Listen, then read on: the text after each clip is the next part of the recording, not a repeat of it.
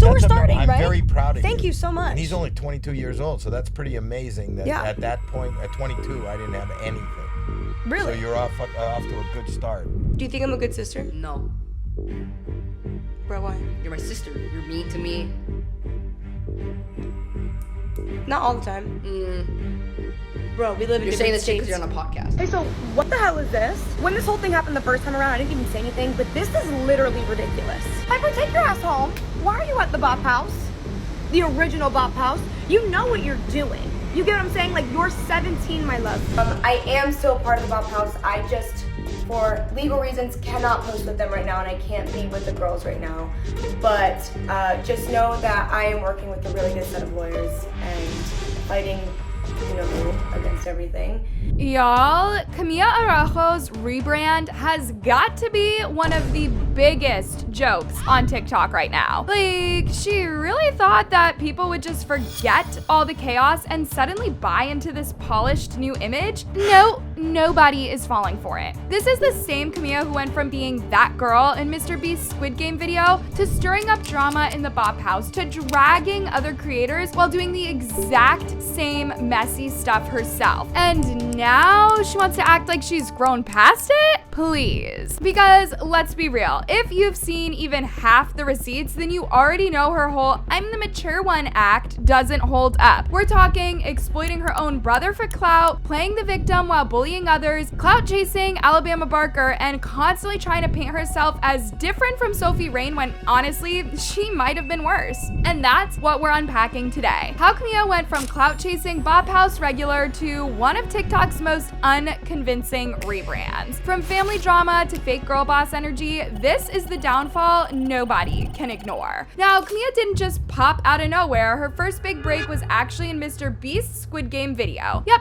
she was one of the random contestants, and even though she didn't win, that cameo gave her just enough clout to build off of. People started following her just because she was the girl from MrBeast's video, and she ran with it. Did the video come out and then like Yes. minutes later you Yes. started getting followers? No, so the video came out around like 4, right? Yeah, it was 4, I remember. Because someone from production texted me and was like, hey, the video's coming out. I was like, okay, cool. Dope. So I'm watching it, and then I didn't have a Twitter. Okay. I don't have a Twitter. Like, I do now, but like You do I now? did not have a Twitter. Okay. And people are sending me screenshots like, oh my gosh, everyone's trying to find you. Like on Twitter, do you want me to put your at? I was like, yeah, sure. But like, I'm thinking Yeah. a couple people from Twitter. Yeah.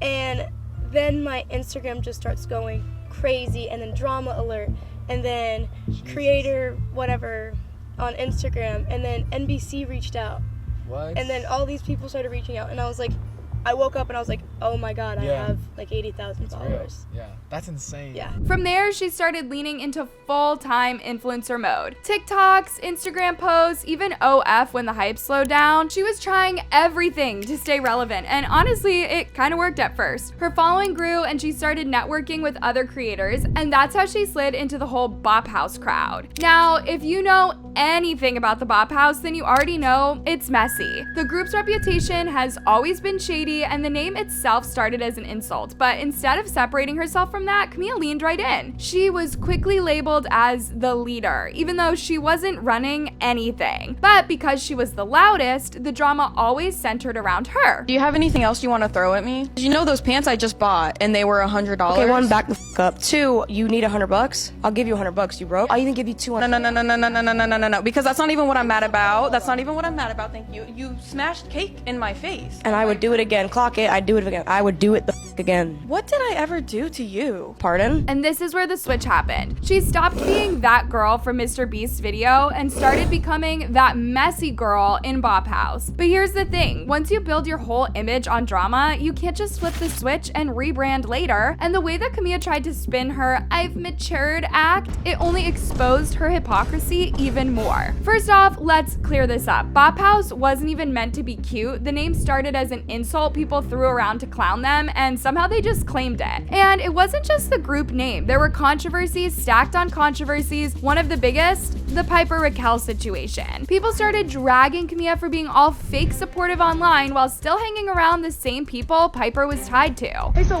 what the hell is this? When this whole thing happened the first time around, I didn't even say anything, but this is literally ridiculous. Piper, take your ass home. Why are you at the Bop House? the original Bop House, you know what you're doing. You get what I'm saying? Like, you're 17, my love. I don't care if you're turning 18 in August. I don't care if you're turning 18 next week. It's the principle. Leave. Stop. It's weird. It's really weird. Maybe try a trampoline park, ice skating. I used to love, like, rollerblading when I was younger, playing with dolls. Literally anything else but doing what you're doing. Unless you're playing How to Catch Your... Please go the home. It's weird. It's so weird. So while she was acting like she cared about doing the right thing, her actions told a completely different story. Because the second she tried to paint herself as the moral compass of the group, fans started pulling out the contradictions, and once those came out, her downfall sped up fast. Now, this whole situation with Ash Trevino is where Camila really exposed herself. At first, she looked like the good girl, finally calling out the mess in the industry. She even brought Ash onto her podcast. Yes, the same Ash Trevino who went viral for being a total train wreck mom and openly bragging about hooking up with a 19-year-old while raising teenage daughters. And Camila came in hot. She called Ash out for being a neglectful mother, told her straight up that her daughters shouldn't be dragged into grown-up drama, and for a second, people clapped. They thought Camila finally had a moral compass. But here's the twist. While she's busy scolding Ash for exploiting her daughters, Camila literally turned around and did the exact same thing. She invited those same girls onto her podcast and started asking them uncomfortable questions about their family. Like, do you desire to have a relationship with your dad's side of the family? No, because I'm not close with them. And even if I was, it'd be kind of awkward because I've never been that close with them, like since I was little, obviously. But ever since I've grown up, they never texted or nothing. And then once I found out about my dad, that's when they started coming and talking to us. And then after the funeral, nothing. Unfollowed us, everything, never talked to us. They unfollowed you guys? How do you feel about your family's private moments being public? For their privacy, I feel like it's kind of awkward because there's probably things online that they don't want people to know. Like, what are some things out there about your family that you're like, oh, hell? There was a video of my tia's engagement, like when her husband proposed to her. That video got out. She even made TikToks with them afterwards. So instead of protecting them, she dragged them deeper into the spotlight.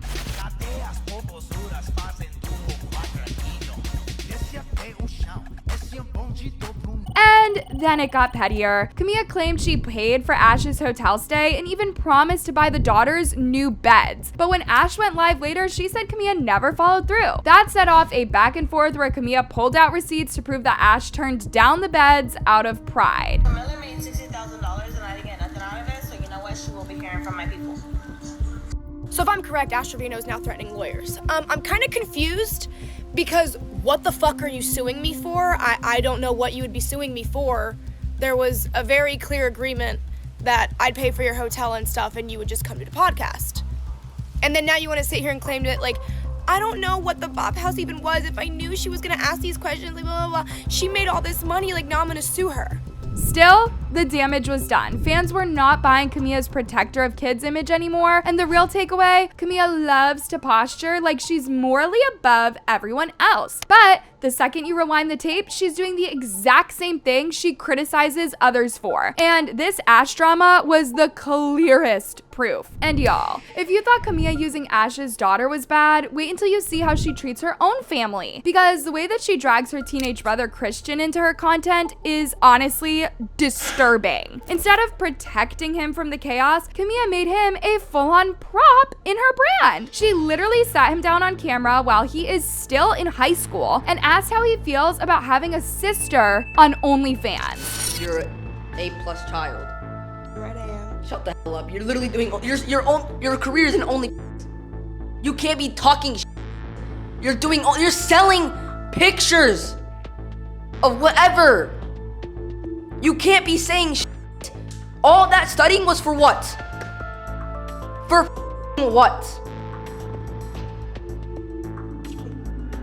He admitted kids at school bully him, call him names, and even joke about what color they think her private parts are. And instead of comforting him, she laughed. She brushed it off and told him to lay low, and then doubled down by calling him the same nickname those bullies used. Yeah, keep doing what you're doing. And I still don't know what my friends mean when if it's pink.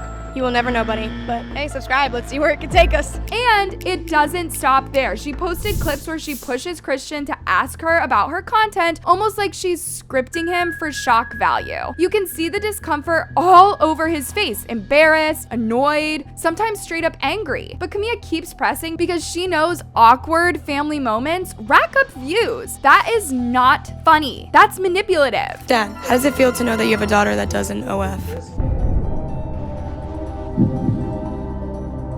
She's happy. I'm fine. And when people call her out, she spins it saying she'll pay for his college someday. Like that excuses putting him through public humiliation now. I don't know why you're so set on going to college. Like, just don't, be an entrepreneur like me and be successful that way. Entrepreneur? You only that's not being an entrepreneur. Yes, it is. It's a business. You sell pictures of yourself online. That's not being an entrepreneur. Okay, well, if you think I'm not a entrepreneur, let's go band for band. Band for band? Let's go band for band. I bought dad a car. I'm about to pay off mom's mortgage. I'll pay for your college. You don't think that's a entrepreneur? Then I don't know what the is. That's just using your money. That I make through the business of OnlyFans. Yeah, but that's the business, not being an entrepreneur. Whatever, I'm not gonna argue with a 10-year-old. I'm not 10! By this point, the internet has had her number, and fans were not just annoyed. They were done. Reddit threads started filling up with people dragging her. One comment summed it up perfectly. As dumb as she is and as infuriating as her content is, these bops have this all down to a science. They definitely know how obnoxious all their posts are, but rage baiting leads to engagement baiting and gives her a lot of clout. Plus, it helps that men get turned on by anything, LOL. And honestly, that's exactly what she was doing. She knew the outrage would drive clicks, and she leaned into it. Another fan called out her hypocrisy straight up. It's annoying ASF how everyone praises her because she called out Ash Trevino when in reality she just exploited her kids' trauma for views and clout. She can go eat a blunt, but not wrong. She wanted the halo for standing up to Ash, but her own actions prove that she's no better. And then there were the people who couldn't even put their finger on it. They just knew something felt off. One thread said, Camila has always given me strange, dark energy. Like she seems soulless. So by the time she tried to polish her image and push her rebrand, fans were not buying it. They had receipts, they had comments, and they weren't afraid to drag her with both. Now, as if the family drama and Reddit backlash weren't enough, Camila took things even further by picking a fight with someone way bigger, Alabama Barker. And that feud, it made her look even worse. It all started when Camila dropped a slick TikTok saying she would never let Alabama into her circle because she is a homewrecker. A gust of wind spoke to me on a home wrecking situation that's happening. Now, do we remember the last time someone home wrecked?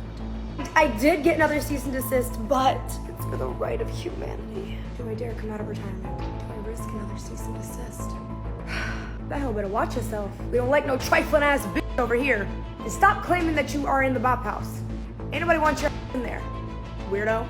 And that one line, it set Alabama off. She clapped back instantly saying she would rather be a Nepo baby than sell herself online. And just like that, the feud was on. Camila started posting videos mocking Alabama, dragging her for sleeping with someone's man, and even bringing up her mom, Shayna Moakler, and her aunt, Kim Kardashian's messy pasts. Like, yeah, she really went after the whole family tree. Proud to be a Nepo baby, not an OF baby. Girl, how you gonna hate on the industry when your auntie has a whole leak tape busting it down? So you called me a corn star, but how do you know what I be posting? Are you subscribed? Are you a fan?